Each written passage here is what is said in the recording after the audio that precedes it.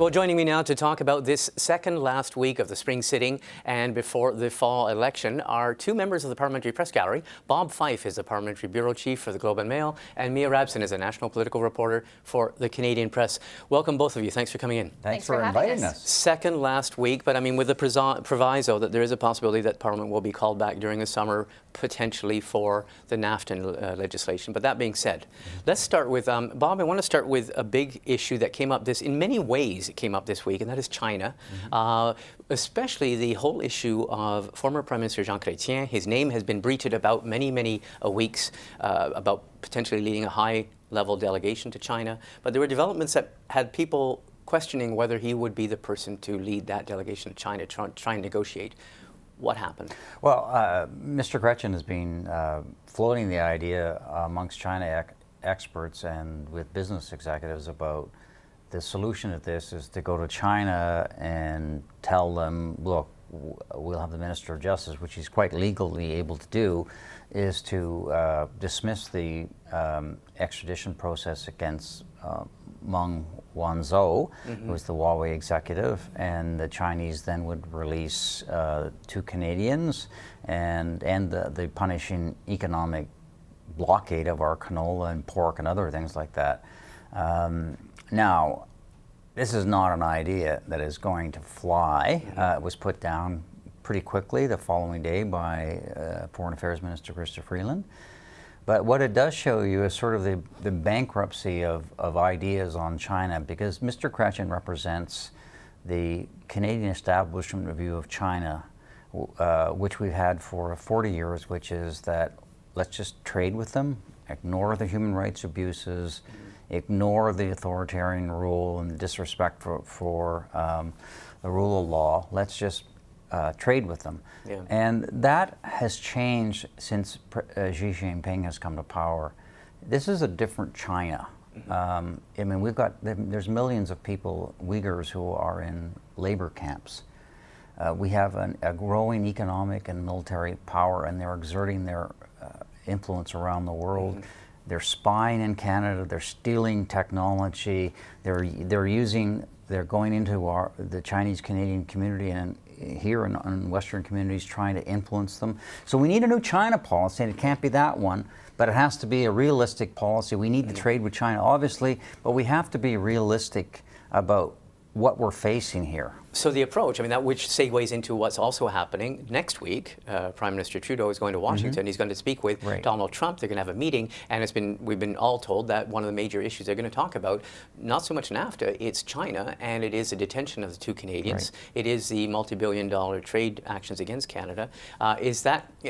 Should we hold out any hope that we're going to get any help from President Trump? Well, that's a good question. It's really hard to know. I mean, you know, he's mercurial, right? So we don't know whether he's going to do or not, but that really is our only option, that perhaps the Americans will withdraw the extradition request because they cut a deal with them on the trade issue, and if that is the case, that gets us off the hook. Otherwise, this is going to be a long, drawn-out problem, because an extradition process, the trial itself will go to the fall of 2020. But if the courts rule that she can be extradited, we're talking years. Yeah. And the way Xi Jinping is operating, this is going to hurt our economy, and those poor people in prison, Michael Kervick and Michael Spavor, just, you know, your heart goes out to them. And we've also been told, for example, by a former Canadian ambassador to Beijing, Guy Saint-Jacques, who said there's no secret that China has basically made up a list of Canadian industries and which are next. I mean, the warning came out this week. Mia, I want to turn to another subject, because you are the specialist for CP in terms of matters of energy and environment, and that was a huge issue this week on many different fronts. Let's start with something we just talked about. Bill C-48, the tanker ban for northern BC, has come back from the Senate. There's an amendment to it. We talked to one of the sponsors of the amendment. I talked to an MP about whether the government can live with it. What do you make of it, and where the tanker ban is going? In some ways, this amendment is a compromise. What they've asked for is sort of a review. In 5 years, come back, let's look at it, let's see if it's working, if it's hurting any of the communities that are concerned about this moratorium. Let's just not make this a permanent, never-ending ban. Yeah. And it's one of the things that some of the critics of the bill had asked for, that this not just be sort of in perpetuity, that we do review it every so often. Right now, there's no real need to have a ban, only because there's no proposal to build a pipeline that would actually require them to have tankers right there. So coming back in 5 years might actually sort of at the time, well, do we have a proposal? What are the impacts? Has it hurt anybody? It might be something the government can live with, because it doesn't actually change much about what's happening right now. We've had a sort of non-legislated moratorium for several years as it is. So it is probably something the government can live with, and especially because it's being led not by the Conservatives, who the Liberals like to say are just want to build every pipeline to everywhere. It's coming from independent senators, as well as Senator Murray Sinclair, who's representing the Indigenous communities, and it's Indigenous voices who are actually asking for this. Well, that was the thing I was going to mention, though. I mean, is it, though, a significant thing that they want written into it? There was, the Conservatives wanted an outright scrapping of the tanker ban, and then they tried a corridor. That resolution, that amendment was defeated, and now they have a much more subtle thing where Murray Sinclair's had written into the bill in respect of Indigenous rights, in case, for example, Nisga'a should want to propose a project in the future. Does that open the door? You look at this stuff, does it potentially open a door to having a corridor or having a partial ban? Well, certainly, if it's a ban that says we're going to review it in 5 years, then see whether it's working, or we would change the law. Well, of course, it opens the door to the idea that it wouldn't be permanent. But right now, as I said, there's no actual proposal. There's no project on the board that would mean that we'd have to consider that this ban would stop that project from going. No one's proposing a project, and so no one's going to propose a project if this ban is never. There's no chance this ban will ever change. Just a hunch. Do you think this could be palatable to the government, or would they just vote it? Would they just refuse it? I mean, we've seen them refusing amendments on C-70, C-69. Can they just basically say, no, we don't agree? They could, although, like I said, it seems that this is maybe the most palatable option, and because of who it's coming from, if this had come from Conservative senators, I'd probably say that they would just completely dismiss it out of hand. That's not who it's coming from, and so I think they'll at least give it more consideration. I mean, the transport minister who's in charge of this bill, he said that let's build a corridor, he compared it to sort of having a smoking table in the middle of a non-smoking restaurant. Like, you can't sort of just have a tiny little space, because if the oil spills, it doesn't just stay in that corridor. So he dismissed that one, but they seem like they might be open to this, but we'll have to see. Yeah. Okay, another issue, both of you weigh in on this, and that is the PBO this week, on Thursday, released a report saying basically the government's carbon tax or carbon pricing scheme is not going to cut it if we were trying to get to Paris goals. That was seized upon by the opposition especially. Bob, what do you make of that? Well, it's fine for the Conservatives to say, look, the carbon tax measures that the Liberals have in place will not meet the Paris targets that, with much fanfare, Mr. Trudeau signed on to. But what we're all waiting for is Mr. Scheer's environmental plan, because the Conservatives have basically had a no climate policy, which is this is not our worry, it's China and India that are the big polluters, and we shouldn't worry about it. Now he's backed himself into a corner. He's got to come out with some kind of a credible plan, and if it isn't a credible plan, the Liberals are going to jump all over him, because they may not reach Paris targets, but at least they have a plan. Although critics have said in allegedly reaching the Paris targets, you've adopted the Harper government goals or levels. Well, okay, let's look at that. Next Wednesday is supposed to be D-Day for E-Day. E-Day, Emissions Day, or GHD, G-Day for Andrew Scheer. Mia, what are you tracking? What do you think we'll see?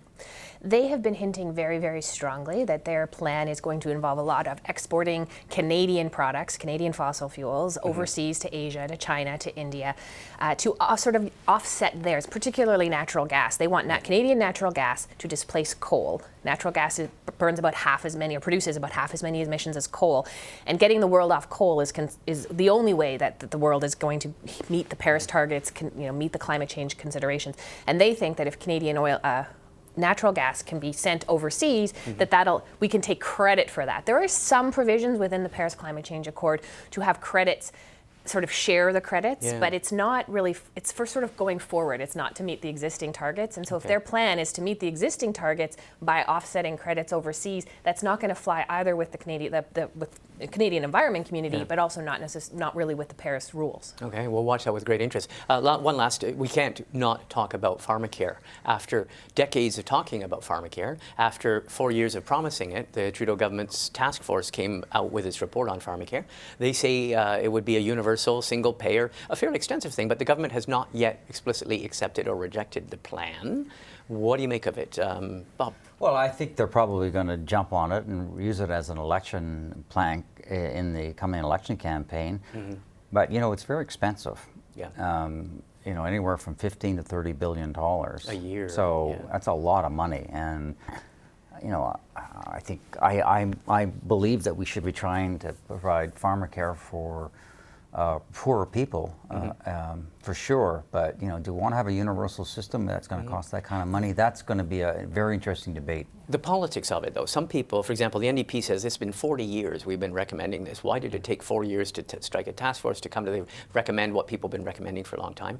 Well, it's very simple because the Liberals need the NDP vote in the election campaign, and that's a key plank of theirs, and they're moving to the left to get those voters. Well, the other politics of it is, do we know that the Liberals will be solidly, clearly, unambiguously for a universal system? Because they keep saying they still have to work on it. They still have lots to do. The health minister this week was sort of, you know, she was a bit shy of saying, yes, we accept the report, but her sort of thinking on it is, it's not going to happen overnight. It's probably going to happen gradually. We need the provinces on side. This isn't something, and she compared it to Medicare. She said when Medicare came in, the universal Medicare, it wasn't all 10 provinces signing up all at once and everybody starting. It was 1 or 2 provinces at first and then sort of expanding it. And she seems to envision that that's the way Pharmacare is going to go, and that it'll get eventually paid for, although she didn't quite say that, over time as revenues increase.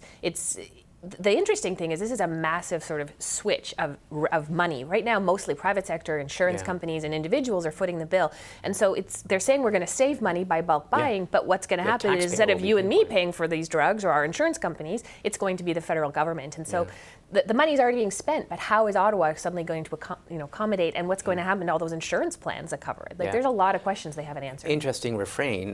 My colleague Peter Van Dusen interviewed the Health Minister Jeanette Petitpas-Taylor on the set yesterday, and her refrain was, if you have, i.e. the NDP, promising an earlier date and promising a complete categorical commitment, well, they haven't done the work necessary. They're saying it's complex. Trust us on this. I mean, that seems to be... this whole Pharmacare could be the same fate as the Liberals' promise on daycare. National you remember the daycare? Gretchen promised it, and Martin promised it. Nothing ever happened to it. But every election it came up, and we're going to do this because these things are very, very expensive, and I don't see where we get the revenue to pay for it. They're expensive, and they're also things they can't do alone. They have to do them with the provinces, and it's not really the case that the provinces and the federal government are getting along that well right now. No. And you know, and Martin, for years people have been talking about bulk buying.